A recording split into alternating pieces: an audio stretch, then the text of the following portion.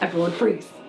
Okay, no, on a serious note, so for 2022, okay, I want to do a bunch of marketing campaigns this year, and last year we didn't really focus on that. So one of the big things I want to do is the luxury listing. So we need to do a farm. okay. Okay.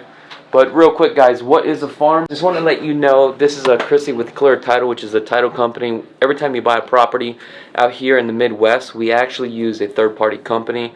This is where they pull the prelims to the property. We make sure title is free and clear before we transfer it on over to the next buyer. So what we're doing today is basically we're doing a farm. And what a farm is, we're going to break down like certain zip codes, addresses, and stuff like that. You can really dive deep and see exactly how much people own a property, what their balance is. And what we do is we target these people, and we're going to start sending out mailers, because this year we are really focusing on listing a bunch of homes. So that's a goal for 2022.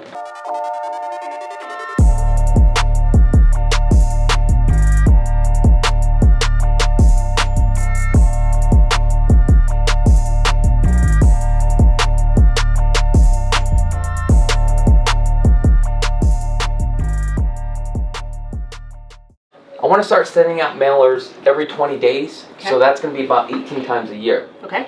But what we need to do is figure out the farming. Yes. Because there's a certain type of demographics that I want to market to. Okay. Also, I don't want to handle anything. Okay. Just, here's the set addresses, here's the zip codes. Just send me a bill every 20 days. Okay. So that's what we need to figure out. Past clients. Okay. We're still going to do the same thing, but I think what we'll do is we'll just keep sending these out. Okay, let me see. So this is just the branding, but we've been doing this with, what's her name, the designer? Leslie. Leslie, yeah. So we just keep constantly changing this up. Perfect. To let our clients know that, hey, we're still here. This part I can do on my own, but I'll send everything to you like how we've been doing. Yeah. So that's fine. And you can use our, you can use Leslie or our in-house graphic designer. Oh, so we have a new graphic designer? So I'll connect you with him. So that would be a lot easier, and also I probably don't even want to use my... no, we'll use ours. Yeah, correct. Because I don't even want to touch this anymore. I just want you guys to mail it out and you guys just bill me. So these are actually postage. So basically what it is I actually have a permit for bulk mailing with the post office, which you guys can do this too. It's going to be a lot cheaper. However, what sucks is that you're going to have to put everything together yourself, go down to the post office. But if you're going to scale your business, it's better to have a third-party company to handle everything. You're going to pay a little bit more, but it's definitely worth it. So we'll do that. And this one, this is for me. Okay. 8 units to 40 units. Okay. We need to find out exactly all the owners. Okay. But I want to make sure there's an equity spread for the owners. And also for the owners that bought probably before like 2000 and maybe like 10 and less, because there's going to be some equity and they may come in a position where they have to sell versus if we get somebody that's just recently bought. Right. And what he's talking about with filters, when he says equity, when we pull those farms, we can actually show properties that have equity. We can do a ton of different filters. You can do apartments, you can do houses, you can do equity, you can do number of beds, number of baths, you know, length of residence, what they bought it for. So that's what we're going over right now. It's just criteria. Foreclosures too. Okay. Right? Talk about the NODs. Yes. Right? So basically, if someone has like an NOD, which is a notice of default, they can literally pull all the NODs, right? And they can see exactly who's in default. And if you guys want to catch them before then, that's the best time to do it. But we're not focused on notice of defaults. So these are the ones that I'm going to really need your help on. Okay. So I guess the question is, how do we actually set up these criteria here? Or how do you want to set it up? So the luxury listing, we'll pull the farm first. Okay. So that we have your active farm. So that's the thing. So now we need to figure out what is the farm, right? So let me get this out of the way real quick here. See this? Look at this. I love this. This professional right here. I love this. See that? I need this. We're killing 2 birds with 1 stone. Let's figure this thing out. So we're gonna put a to-do list. Yep. 1, where do you want to farm? When we say luxury listings, do you want to stay in Green Valley, or are you doing the whole city? Well, the whole goal is to send out at least 5,000 mailers every 20 days. So we combined or just luxury? For the 8 to 40 units, I think there's only like a total of like 200. Okay, so that'll be small. Past so that's gonna be small. Past clients is only 200. So if most of it will be the bulk. So this is probably gonna be about 5,000. So it should probably be the whole city then. So we'll hit obviously Summit, Ridges, McDonald Highlands. So we're just gonna say valley-wide. Perfect. Okay. And then we'll do an equity spread, or do you want to hit them from ground up? What do you mean by that? So our other top producer, he doesn't do an equity spread. He's one of the only ones that doesn't, because his mailing campaign has started since he started for 15 years. So he wants to get in, maybe they just bought the house, but he wants to hit them day one so that he starts the marketing with them. They recognize him by year 3. They know who he is. Other people want to get more of like quicker return. Yeah. So we're going to put an equity spread. Oh yeah. Who's ready to sell now. I think we should do the equity spread. Also, I think that's actually a good point that I want to bring up. I noticed with marketing and branding, it's not going to happen overnight. So let's say you're spending $4,000 a month, right? You're not going to get that return within the next 30, 60, or even 90 days. This is a process where you got to do for a whole year before you even start to see a return. So basically, I'm throwing money into this deal, but I won't reap the rewards. I may or may not, but typically it takes about a year before it starts rolling in. But then you got to keep it consistent. It's why we call it farming, because you can't plant your carrots and then eat them 3 days later. Oh, you can't? That's not how this works? I mean, you can. Must be a lot of dirt. Makes a lot of sense. A lot of seeds. Yeah. So I guess the equity spread, what are we doing on the spread on the equity? So you can either do a dollar amount or a percentage. I like to do a percentage. You know, obviously you've got your title fees, you've got your transfer tax, you've got your commissions on both sides. You can actually break it down that. Well, I'm just thinking, you know, if you've got a transfer tax, you've got title fees, and then if you're doing 3% on both sides, and then now that's just going to be the fees to get them out of the house. Yeah, so I like to put 7%. something higher. You know, I like to do 10% or higher, because yes, you might get the person who wants to squeak by and just get out for what they paid for it, but I don't think anybody in this current market is doing that. I think they're wanting, you know, to improve or to relocate and to cash out equity. You know, because the valley went up, I think that you need to put a higher equity spread. Instead, you're going to be targeting the people that just got in there. Okay, so I'm thinking 10% and up. Yeah, so we'll do a 10% spread on equity. And also maybe the year.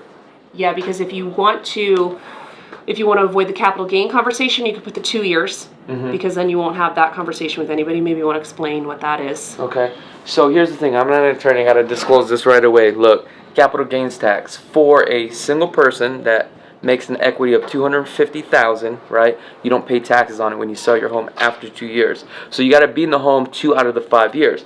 For a married couple, it's actually $500,000. Keep that in mind. So that will deter some sellers, and that's what we're talking about. Do we want to mail to people that have lived there for less than 2 years?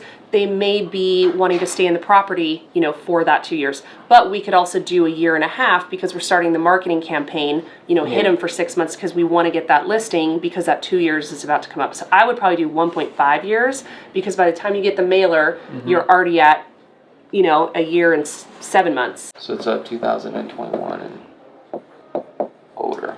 Okay. Now, another thing we can add on there, and this is what's important for the luxury listing, is what did they purchase the house for? You know, now we want to weed out anybody that's lower income. We want to put ourselves in a certain income bracket. So what sales price do you consider luxury? Because Las Vegas changed so much. You know, a $600,000 house is now $1 million. Now here's the thing. I could just say, hey, I want to focus on $3 million and above, which I may get 1 or 2 listings, but let's say it's $10 million, right? At $10 million, I'm making, what, $300,000? But it may take me a whole year to sell both of those listings. Versus if I went 600, 800,000, I could do a bunch of those and scale up a lot faster. Here's the thing, instead of picking up dollars, you're picking up a bunch of nickels, but those nickels would actually add up. But also when you have signs in front of the house, you may also accumulate buyers too as well. Versus on the high-end listings, you're not going to have signs. So I kind of got to find the in-between. So we'll do a hybrid. So yeah, so what I'm thinking, maybe 800 and above. And so that will be what they purchased for. So I think that's perfect, because everybody's house went up. Yeah. So you're really going to probably be over $1 million plus. Yeah. And then we're in the luxury listing. Is there anything else that we need to pull from here? So we're going to add single family residence, so that we don't, unless you want to sell just have the condo townhome. Nope, I don't even want to touch that. Okay, so then single family is important. Okay. So now what we're escaping capital gains. We're in our luxury listing. We have single family residents, and everybody that we're mailing to has equity. The last part that we're going to do that's very important when you're working on farming is a lot of people will tell their title rep, give me owner occupied. It doesn't matter if they're owner occupied because we're going to mail to the owners. So it doesn't matter if they live here and it's their investment property. We're sending that mail to Hawaii or wherever they live. So basically, when you guys pull the farm, it's going to show the mailing address for that property. Okay. But it's important to let people know you don't want to mail to the site address because then you're going to get tenants. So I think based upon this, I think you're still going to be over 5,000, don't you think? Let's run it. Then after that, I guess we can kind of narrow down that search. This is a fun one because this is investment deals. So on this one, because it's from 8 to 40 units, I basically want it all. I don't even want to narrow down the search. Okay. But could we actually pull 2 farms, one at 2015? That still might be a little bit... You know what, let's do 2015. And when we're coming up with this criteria, the agent, Chakits, has a plan. You know, there's a reason he's looking at seasoned apartments. So he knows what to ask for with the criteria. I can walk him through and show him all the filters I have, but he has to have a business plan to come to me. So the reason why I'm doing 2015 is because there's a lot of investment properties, 8 units and up, and it's based upon the cap rate. And I see a lot of investors going in and buying them, and they're raising up the cap rates. The problem is I'm trying to get it at a lower price point, and I'm trying to get sellers that have been managing this since 2015, and now they may be interested in selling. Because if I pull the farm for 2020, somebody's still trying to make money on that deal. What they're trying to do is scale up their business. So the best thing to do is really start from probably like 5 years and below, because maybe now it's stabilized and they probably want to sell it at that point after 5 years. Do you want to explain to them what a cap rate is? That's just going too far in deep into it. So. All right. Well, you have to call him directly for that. Yeah, call me directly for that. No, don't even call me. I think you've explained that before in one of your other videos. Yeah, exactly. With the cap rate. Yeah, check the link in the description below. I'm not even gonna say click on the link in the description below, because every time I do that, I never put the link and I always forget. Yeah. I don't know. Just find it on one of the videos. He said Google. Cap rate. Google it. Perfect. Google the cap rate. So let's talk about that luxury listing for a second. Yeah. Now that we have all the criteria, we're going to be able to pull a list. That's fine. So what the main thing is, what are we sending them? Okay. So on this one, that's a good point. She brought it up. I don't know how technical we can get with this. Yeah. I've seen some mailers, right? Obviously, we're going to put are we putting a postage stamp or a... We're going to do a bulk. We're going to do a bulk, okay. You know how we can have a customized returning address? Yeah. And basically, you guys are just going to print out the address on here, right? Can you actually design this? We use a label.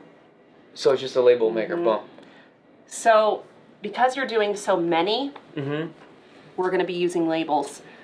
If you're starting your business and you're doing 500 or less, really handwritten letters would be ideal. We're doing so many that that's improbable without a whole... That's a good point. What's the difference between handwritten versus the label? Really, it's the probability of being opened. Yeah. You know, a lot of people have switched to letters because everything was coming over in newspapers, bills, or a glossy postcard. Yeah. So a lot of people switch to the letter to make it look more personal. You know, who sent me a letter, right? Yeah. And they're opening it. If it's a label, it's more likely that they'll think it's a business sending it to them than a person. But you are a business. Yeah. You know, even if it's handwritten, sometimes I get frustrated. You know, people are trying to, disguise things as checks. Have you seen the checks? Yeah, yeah. You know, by the time you get that open, you're already reading it. you're like, already annoyed, right? Yeah. So there is a kind of a method to both. Yes, you're a business, but also you're not tricking them. So basically what she's saying is it just really come down to like marketing tactics, right? Because the problem is that once you get your mail, you want them to open it. It's how you open it, right? One of the things I used to do, and people get pissed off with this, but I thought this was a genius idea. Let me show this to you guys. So basically, when I used to send out mailers, they used this to be the stamp. I don't know if you guys see it. It says... Urgent. No, this is... what did it say? Urgent notice. Urgent. There you go. Urgent notice. So it was a red stamp we put on here. They would have to open it because they're like, oh, what is going on? Yeah. Some people would get literally pissed off and actually give me a call, believe it or not. Because they thought it was a bill. Yes, exactly. It gave them anxiety. Disconnection notice. Yeah. I'm like, what? They're about to turn my power off? So the system we have, it's just a regular label. It's not like a printed address that you guys can do? We haven't bought that attachment yet for the printer. Okay, so we're just gonna, we still can print the returning address. The reason why I also want the returning address too is because on the Excel spreadsheet, if it gets returned, that person probably no longer lives there. So what happens is we can just get rid of that address, right? We can kind of refine our Excel spreadsheet. Okay. So as far as I don't want to stuff these things, Yeah, I know. obviously. Yeah. So we'll figure all that out. I think that is pretty much it, right? Yeah, I think that's it. Okay. Now we got to do the secret stuff you can't know about. Yeah, exactly.